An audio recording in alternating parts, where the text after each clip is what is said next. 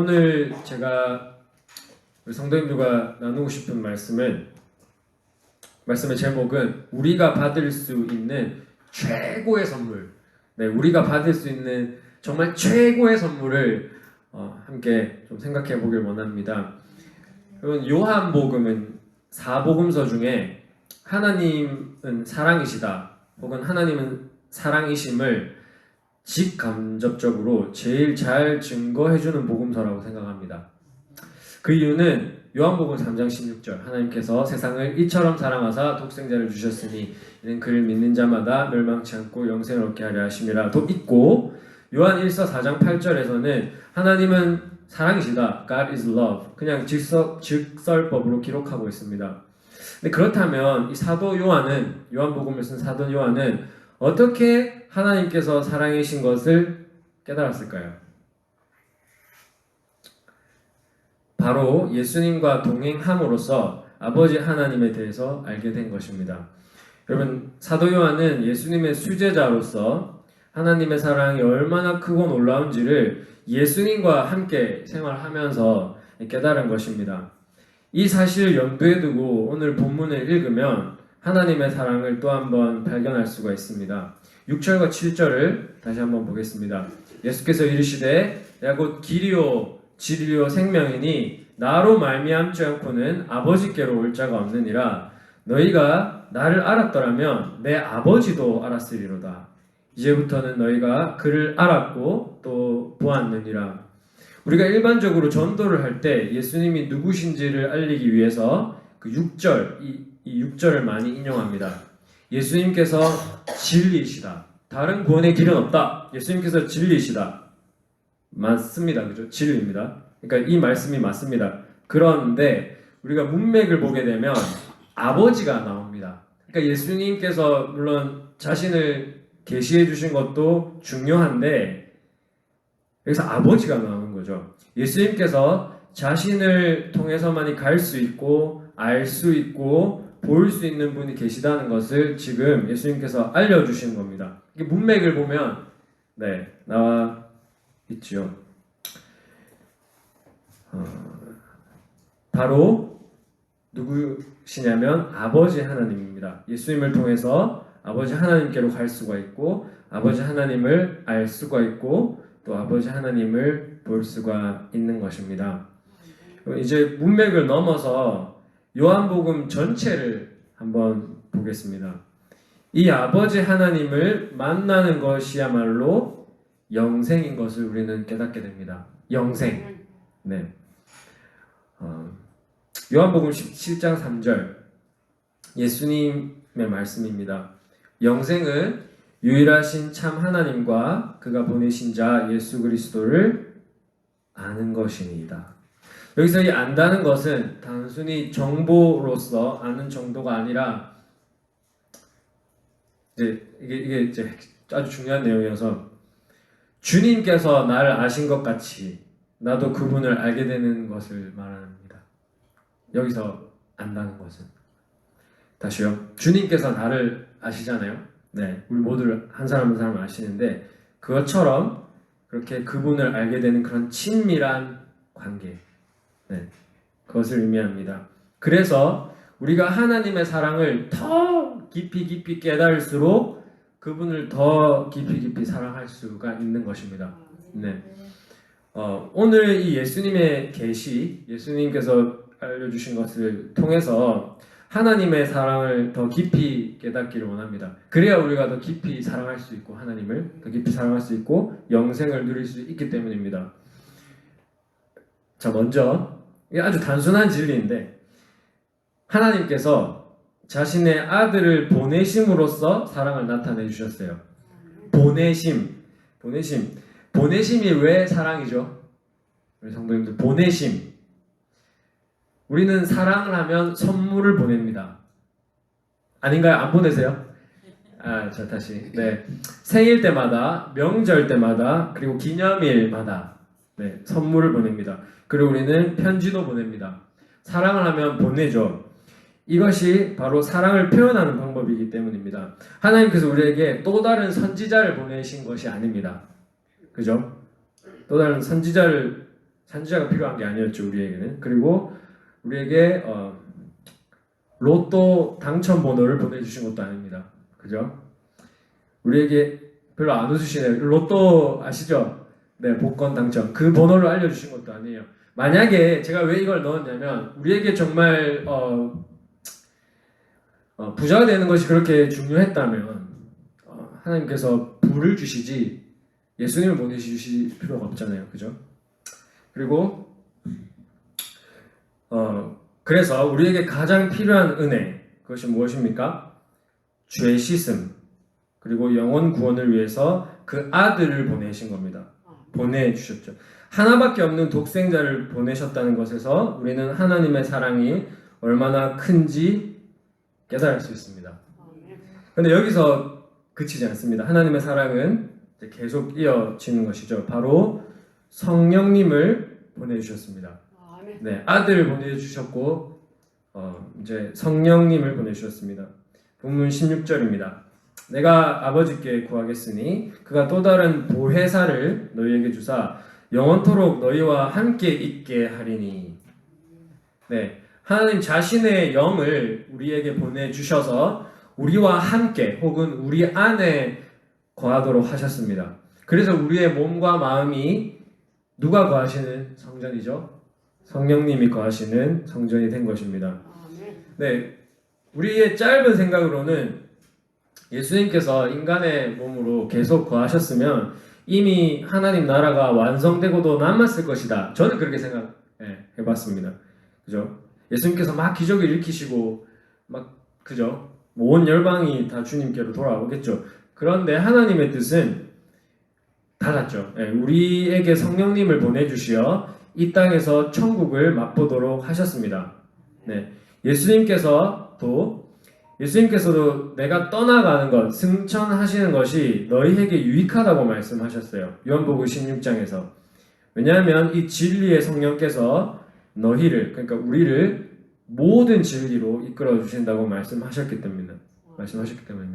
그렇다면 여러분 보혜사라는 단어의 뜻이 무엇일까요? 보혜사. 저도 보혜사가 무슨 뜻이지? 네, 이제 찾아보니까 이제 한자어로 보호할 그다음에 은혜해 스승사. 그래서 보호하시고 은혜를 베푸시는 분이란 뜻입니다. 보혜사. 저는 이 번역이 참 마음에 들었습니다. 네, 보호하시고 은혜를 베푸시는. 그런데 이제 신약 성경이 헬라어로 쓰여졌기 때문에 우리가 원어도 살펴보아야 되겠죠. 보혜사로 번역된 이 헬라어 단어는 파라클레이토스입니다. 파라클레이토스가 무슨 뜻이냐면 사람에게 쓰일 때는 변호자, 중보자, 돕는 자 이 정도가 될 수 있습니다. 근데 그것이 성령님을 가리키는 경우에는 그 의미가 증폭됩니다. 제가 사전에서 찾았는데 이제 보시면 먼저 복음의 진리에 대해서 깨닫게 하시는 분, 그러니까 교사의 역할, 인도자의 역할을 하십니다. 그죠? 파라클레토스가. 그리고 두 번째로 신자들에게 신적인 능력을 주시어 고난과 핍박을 이기도록 하시는 분. 그래서 그것을 해석하면 보호자, 위로자, 격려자가 되어 주십니다. 네, 이것이 파라클레토스의 의미입니다. 근데 여기서 하나만 더 하면 우리가 성화되는 과정을 이끌어 주셔서 성령의 열매뿐만 아니라 예수님을 닮도록 하시는 그런 변혁자의 역할을 하십니다. 영어로는 transformer, 우리를 성화시키시고 그죠? 변화시키시는 분이십니다. 정리를 하면 성령님 없이는 우리 살아갈 수가 없습니다. 네, 성령님이 없이는 우리가 신앙생활을 할 수조차 없습니다. 그래서 이 성령의 선물을 베드로도 바울도 다 강조를 하였습니다. 그리고 교회의 시작부터가 이 성령님의 오심으로 시작된 겁니다. 네, 성령님이 오셔야만 했던 거죠. 우리에게 유익하기 때문에. 지금까지 살펴본 바로도 우리는 이미 하나님은 사랑이시다라는 것을 깨달을 수 있습니다. 예수님을 보내주셨고 성령님을 보내주셨습니다. 성령님께서 우리를 이제 결국 그 나라로 이끌어 주실 것입니다. 근데 제가 오늘 제목이 뭐라고 그랬습니까? 우리가 받을 수 있는 최고의 선물. 제가 의도적으로 빠뜨렸습니다. 우리가 받을 수 있는 가장 큰 선물, 가장 큰 은혜를 제일 마지막에 말씀드리기 위해서 일부러 빠뜨렸는데, 사실 이 선물은 죄 용서와 영혼 구원과 이 성령의 선물을 다 포함합니다. 그래서 이제 공개하기 전에 요한복음 20장을 한번 펴보겠습니다. 요한복음 20장.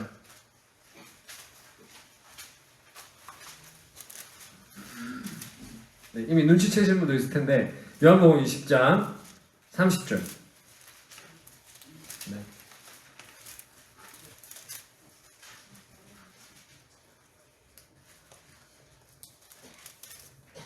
제가 한번 읽어보겠습니다. 예수께서 제자들 앞에서 이 책에 기록되지 아니한 다른 표적도 많이 행하셨으나 오직 이것을 너희에게 기록함은 너희로 예수께서 하나님의 아들 그리스도이심을 믿게 하려 함이라. 또 너희로 믿고 그 이름을 힘입어 생명을 얻게 하려 함이니라 라고 되어 있습니다. 이 생명이 핵심 단어입니다. 생명. 이 생명은 영생과 동의어로 쓰인 것이며 요한복음 10장 10절에 내가 온 것은 양으로 생명을 얻게 하고 또 풍성히 얻게 하려는 것이라 에도 쓰였습니다. 이 생명 혹은 영생이 하나님께서 주시고자 하는 궁극적인 선물입니다. 제 말이 아니고 이제 하나님 말씀이고 또 예수님이 증거해 주신 건데, 설교 초반에 영생은 무엇이라 했습니까? 하나님을 아는 것, 그분이 나를 아시듯이 나도 그분을 알아가는 것, 이것이 이제 영생이고, 다른 말로는 그분과의 깊은 교제, 그리고 그분과의 동행, 그리고 그분과 영원하게 사는 것, 영원한 삶, 이것이 영생입니다. 이것을 우리에게 주셨기 때문에 하나님은 사랑이십니다.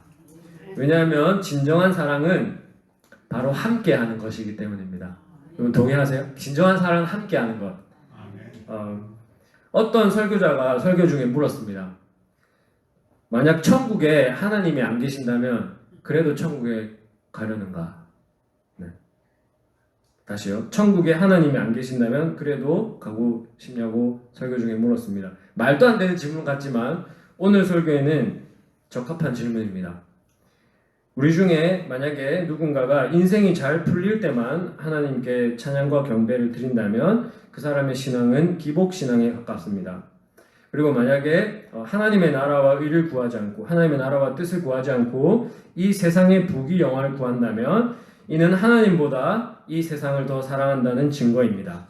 요한 1서에서 요한은 이 같은 사람에게는 아버지의 사랑이 거하지 않는다고 증거하였습니다. 마태복음에서는 나더러 주여 주여 하는 자마다 천국에 들어갈 것이 아니요 오직 아버지의 뜻대로 행하는 자만이 들어가리라. 마태복음에서의 천국은 요한복음에서의 영생입니다. 이제 어제 이주도 목사님이랑 얘기를 한 내용이긴 한데, 제가 원래 수요 예배를 위해서 선택했던 주제는 하나님 자녀로서의 정체성입니다. 본문은 똑같아요. 하나님의 자녀로서 이렇게 살아갑시다. 이렇게 제가 정했는데 어제 그 주제가 영생으로 바뀌었습니다. 제가 왜 그렇게 하나님께서 이끄셨는지는 잘 모르겠습니다. 근데 한 가지 아는 것은 영생에 대한 올바른 이해가 우리 신자들에게 필수적이라는 사실입니다. 사실 지금 여기 계신 분들은 영생이 무엇인지 아마 지금 누리고 계실 거라고 저는 생각을 하는데, 여러분 자녀들, 여러분 친척들, 그죠? 누가 주여 이렇게 하셨는데, 그러니까 이 친구들이, 이 자녀들이 영생에 대해서 알지 못하면 어떤 오류가 생기는지 제가 좀 말씀을 드릴게요. 영생이 잘못 이해되면 이단에 빠질 수 있습니다. 그리고 이제 그 신앙이 타 종교와 크게 다를 것이 없어요. 이슬람교에서 말하는 이제 천국은 인간 그 육체의 쾌락이 극대화된 곳입니다. 무슬림 남자들이 그래서 자살 테러를 감행하는 거예요. 왜냐하면 자살 테러를 하면 천국에 가서 쾌락을 누릴 수 있기 때문입니다. 그러면 그 전에 그래서 그런데 그 천국에는 인간의 쾌락만 강조되었지 하나님이 안 계십니다. 아까 영생은 하나님과 함께하는 것이라 했잖아요. 근데 이슬람이 말하는 천국은 하나님이 안 계세요. 결국 그들이 만들어낸 신인 거죠. 혹은 만들어낸 천국인 거죠. 불교는 어떻습니까? 우리 한국에서 아직도 저는 절을 엄청 많이 보는데 불교에서 말하는 최고의 단계는 열반, 니르바나라고도 하죠. 이것은 이 모든 욕심이 없어진 상태를 말하는데요. 이 역시 하나님이 계시지 않습니다. 이들의 종교에는 그죠? 인간의 수행으로 말미암아 그 경지에 이르러봤자 생명이 없기 때문에, 그러니까 영생이 없기 때문에 비참하게 생을 마감하는 것입니다. 이 땅에서 그 무소유 혹은 무욕심의 경지에 이르러봤자 결국 영생이 없는 거죠. 우리도 물론 욕심을 부리면 안 되지만 우리에게는 영생이 있으니까 다른 거죠. 차원이 다른 거죠. 그래서 우리 자녀들이 영생을 똑바로 이해해야 된다는 거죠. 이슬람교처럼 말하는 그런 쾌락이 뭐랄까요? 극대화된 쾌락만 극대화된 그런 것도 아니고 불교에서 말하는 그런 무소유의 단계, 무욕심의 단계도 아닌 것입니다. 제가 오늘 우리 모두에게 묻고 싶은 질문은 바로 이것입니다. 여러분에게 지금 가장 중요한 것은 무엇입니까? 저한테도 물어봤어요. 여러분에게 가장 중요한 것은 무엇입니까? 그에 대한 답은 영생이 되어야 합니다. 하나님과 더불어 사는 삶, 그분 안에서 만족하는 삶. 여러분 혹시 하나님 안에서 만족하십니까? 네. 아멘. 저보다 나으신 것 같아요. 저도 물론 이제 천국 지금 가도 되는데요. 미련 없긴 한데요. 이게 쉽지 않죠, 그죠? 그리고 더 나아가서 그분을 최고로 기뻐하는 삶. 그분만 생각하면 가장 기쁜 거죠. 저의 경우에는 교회 사역도 이보다 앞설 수는 없습니다. 주님과 함께하는 이 교제가 교회 사역보다 저희 일보다 앞설 수가 없습니다. 저한테 결혼을 막 물어보시던데 결혼도 앞설 수가 없습니다. 저는 영생이 더 중요합니다. 저의 비전도 제가 이루고 싶은 것, 그것도 영생보다 앞설 수가 없습니다. 저한테 가장 중요한 것은 혹은 우리에게 가장 중요한 것은 바로 영생의 삶입니다. 이 자리에 저와 함께 중보기도와 지역전도를 감당하시는 분들이 계십니다. 여러분들의 순수한 마음 저에게 큰 감동과 도전이 됩니다. 근데 이제 여러분들 이야기하는 게 아니고 혹시나 우리가 이 영생의 관점으로 사역들 감당하지 않는다면 얼마 안 가서 지칠 것입니다. 그리고 우리 가운데서 시험에 드는 사람도 있을 것입니다. 결국 우리의 사역도 우리의 그런 주님을 위한 일도 어쨌든 주님을 알아가는 통로가 되어야 하는 것이죠.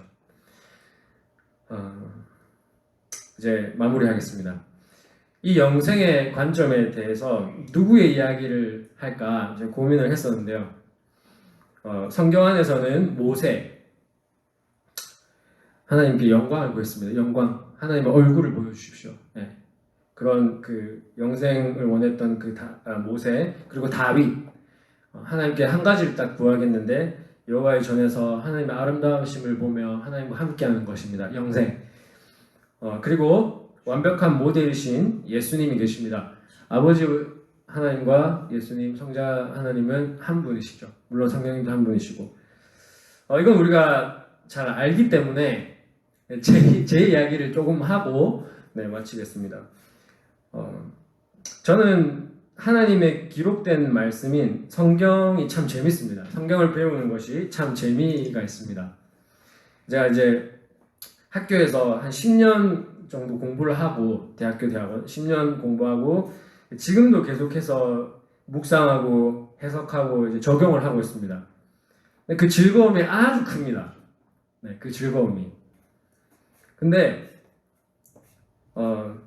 저는 원래 학구파가 아닙니다. 그러니까 저는 막 이렇게 열심히 공부하고 연구하는 그런 사람은 아닙니다. 제가 초등학교를 이제 2번이나 이제 옮겨 다녔습니다. 그 이유가 뭔지 아십니까? 제가 하도 공부를 안 하고 이제 밖으로 놀러를 다니니까 저희 어머니가 이제 그 초등학교 교사였는데 이제 도저히 감당이 안 돼서 저를 데리고 이제 본인이 이제 정근 가신 학교로 저를 데리고 가셨기 때문에 전 초등학교를 3군데를 다녔습니다. 그만큼 제가 공부를 싫어했고 네, 놀기를 좋아했는데 저는 사람이 참 좋았습니다. 어릴 때부터 사람이 좋고 밖에서 운동하는 것을 즐기는 그런 이제 한량 네, 잘 먹고 잘 노는 그런 한량 같은 남자아이였습니다. 네. 그런데 제가 이렇게 말씀 공부를 계속 이어나간다는 것은 기적 같은 일입니다. 사실 저한테는. 네. 제가 왜 이 말씀을 드리는지 네, 한번 생각해 보세요. 제가 이제 또 이진호 목사님 나오는데 이진호 목사님이랑 이제 미국에서 같이 이제 저도 공부를 했었는데 저는 이제 네, 과정은 다릅니다. 네. 이제 대학원 시절에 성적이 잘 나오길래 저는 더 공부를 해야 하나? 라고 생각을 했어요. 주위에서도 막 격려를 해주셨어요. 근데 제가 어느 순간 깨달았습니다. 제가 정말 즐거움을 느꼈던 것은 그냥 단순히 공부가 아니고 하나님의 말씀을 통해서 하나님을 만나는 것이었다는 것을. 예, 무슨 말이냐면 제가 막 열심히 공부하는 사람이 아닌데 하나님의 말씀이 즐거웠던 것은 그 말씀을 통해서 하나님을 만날 수 있기 때문입니다. 이해하셨나요? 시편 1편에 뭐라고 되어 있죠? 복 있는 사람은 오직 여호와의 말씀을 즐거워하여 주야로 묵상하는도다. 이것은 학자들에게 주신 말씀이 아닙니다. 학자들만이 말씀을 주야로 묵상하고 즐거워할 수 있는 것이 아닙니다. 하나님 백성이기 때문에 하나님의 자녀이기 때문에 그분의 말씀을 묵상하고 즐거워할 수 있는 것입니다. 그러면 이해하신 분은 이해하실 거예요. 제가 혹은 우리가 여호와의 말씀을 즐거워하며 묵상할 수 있는 이유는 그것을 통해서 하나님과 교제를 할 수 있기 때문입니다. 그러니까 영생을 누릴 수 있기 때문입니다. 네. 요즘 들어서는 이 진리의 말씀을 비추어서 하나님의 섭리에 대해서 이제 제가 묵상을 하고 있습니다. 특별히 이제 이건 이제 저희 기도이기도 한데 이 시대를 향한 그리고 저 자신을 향한 그런 하나님의 섭리에 대해서 제가 계속 묻고 이제 묵상을 하고 있는데 그래서 이제 영생에 대한 것을 조금 더 말씀을 드리면 그 가운데서 매일이 고되기보다는 즐겁습니다. 물론 인생이 피곤하고 힘들 때가 있습니다. 하지만 즐겁습니다. 여러분 인생 즐거우십니까? 네, 쉽지 않죠. 네, 인생 특히 이제 몸이 아프시거나 또 마음이 힘들면 또 누가 속을 썩이면 참 힘든데 근데 우리가 영생을 맛보면 영생을 누리면 즐거움이 있습니다. 그죠? 이 즐거움 마치 즐거움이 더 크면 고통을 감내할 수 있는 것처럼 말입니다. 네, 그래서 제 간증으로 마치기보다는 예수님의 말씀으로 설교를 마치겠습니다. 우리 요한복음 10장 27절 한번 펴보실까요? 요한복음 10장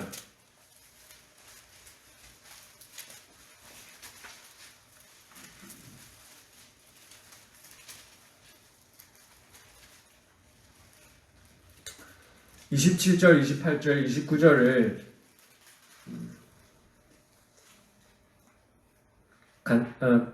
교독 한번 해볼까요? 27절 제가 읽고 28절 우리 성도님들 그리고 29절 다 함께 한번 읽겠습니다. 예수님께서 말씀하십니다. 내 양은 내 음성을 들으며 나는 그들을 알며 그들은 나를 따르느니라.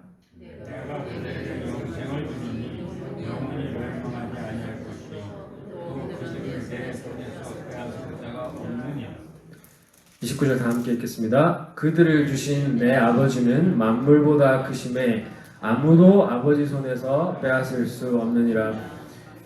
아멘. 그럼 28절에 예수님께서 내가 그들에게 영생을 주노니 영원히 멸망하지 아니할 것이다. 그리고 그들을 주신 내 아버지는 만물보다 크심에 하나님의 사랑이 엄청 크심에 아무도 그 사랑을 빼앗을 수 없느니라 라고 이렇게 말씀해 주셨습니다.